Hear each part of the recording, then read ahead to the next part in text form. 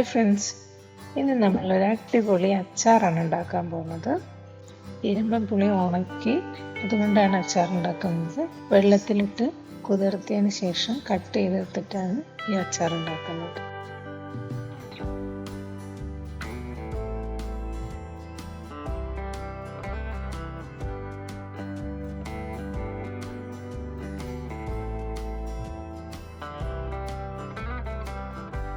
ആദ്യം ഒരു പാൻ വെച്ച് ചൂടാൻ ശേഷം എണ്ണ ഒഴിച്ച് കടുകിട്ട് പൊട്ടിക്കും.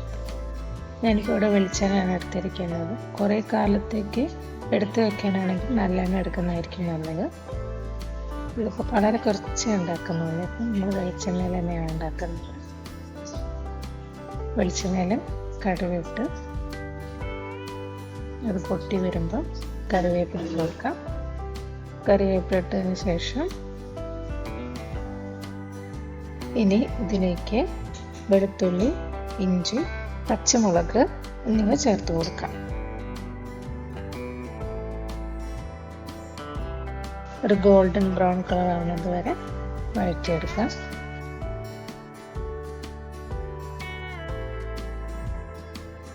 ഗോൾഡൻ ബ്രൗൺ കളറായി വന്നിട്ടുണ്ട്.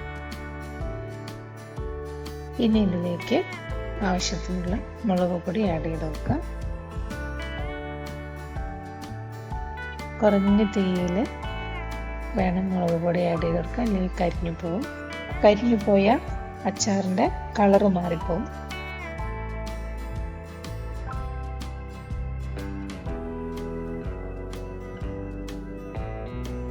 അരിഞ്ഞു വെച്ചിരിക്കുന്ന ഇരുമ്പൻ പുളി, ഉണങ്ങിയ ഇരുമ്പൻ പുളി ഇട്ട് കൊടുക്കാം.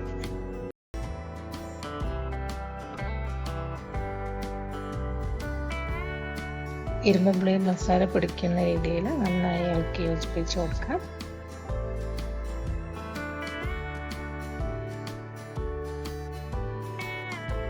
ഇനി കഷ്ണങ്ങൾ മസാല പിടിക്കുന്നതിന് വേണ്ടി കുറച്ച് വെള്ളം ഒഴിച്ച് നന്നായി തിളപ്പിച്ച് കൊടുക്കാം.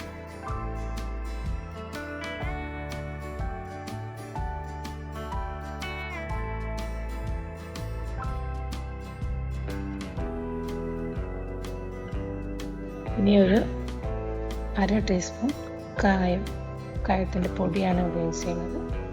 അതും കൂടെ ഇട്ട് നന്നായി മിക്സ് ചെയ്തതിന് ശേഷം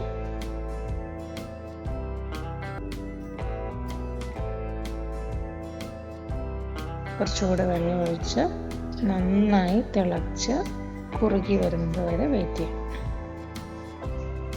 ഇപ്പോൾ അച്ചാർ നന്നായി കുറുകി വന്നിട്ടുണ്ട്. ഇനി ആവശ്യത്തിനുള്ള വിനാഗിരി ഒഴിച്ച് പാകത്തിന് ഉപ്പും ചേർത്ത് മാറ്റി വയ്ക്കാം. അപ്പോൾ എല്ലാവരും ട്രൈ ചെയ്ത് നോക്കണം. വളരെ ടേസ്റ്റിയാണ്. Thank you.